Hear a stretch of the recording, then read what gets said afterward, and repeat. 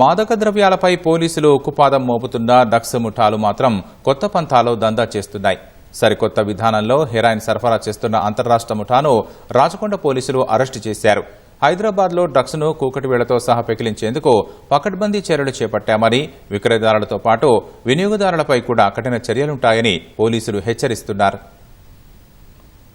రాష్ట్రంలో డ్రగ్స్ కట్టడికి ఓ పక్క పోలీసులు గట్టి ప్రయత్నాలు చేస్తుంటే మరోపక్క డ్రగ్స్ ముఠాలు మాత్రం సరికొత్త మార్గాలను అన్వేషిస్తున్నారు. కొత్త పందాలో మాదక ద్రవ్యాలు సరఫరా చేస్తూ సొమ్ము చేసుకుంటున్నారు. తాజాగా రాచకొండ పరిధిలో ఈ కామర్స్ వేదికగా ఎల్పీజీ వాల్వుల ద్వారా హెరాయిన్ సరఫరా చేస్తూ పోలీసులకు చిక్కారు. రాజస్థాన్ కు చెందిన మహేష్ సారెన్ మహిపాల్ హైదరాబాద్ నెరెడ్మెట్ లో స్థిరపడ్డారు.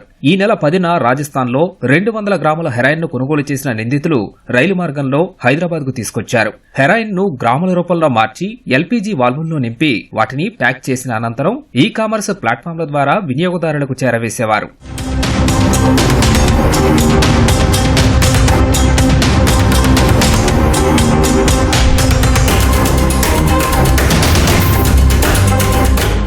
రాజస్థాన్ నుంచి 200 గ్రాముల హెరాయిన్ ను ₹1,00,000 కొనుగోలు చేసిన నిందితులు ఇక్కడ 25 లక్షల రూపాయల వరకు విక్రయిస్తూ సొమ్ము చేసుకుంటున్నారని పోలీసులు తెలిపారు. పక్కా సమాచారంతో నిందితులను అరెస్ట్ చేసిన పోలీసులు వారి నుంచి 190 గ్రాముల హెరాయిన్, ఓ ద్విచక్ర వాహనం, 2 సెల్ ఫోన్లు స్వాధీనం చేసుకున్నారు. గతేడాది నుంచి ఇప్పటి వరకు 88 కోట్ల రూపాయల విలువ చేసే డ్రగ్స్ ను సీజ్ చేశామని రాచకొండ సిపి సుధీర్ బాబు వెల్లడించారు. 190 grams ఆఫ్ హెరాయిన్ ఇక్కడికి మనకు తీసుకోవాల్సిన గ్యాంగ్ ని పట్టుకోవడం జరిగింది. About 23 lakh worth property seize చేయడం జరిగింది.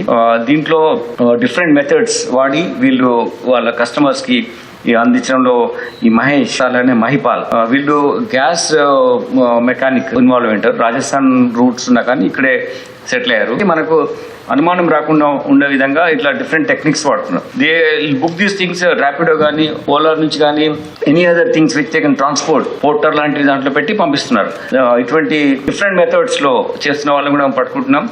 We are trying to entire system ఎట్లా ఆపరేట్ అవుతుందో తెలుసుకోవడంతో పాటు బెటర్ ఇన్వెస్టిగేట్ చేయడం, కేసెస్ లో కన్విక్షన్ తీసుకురావడం అనేది కూడా మేము ఫోకస్ గా ఉన్నాము.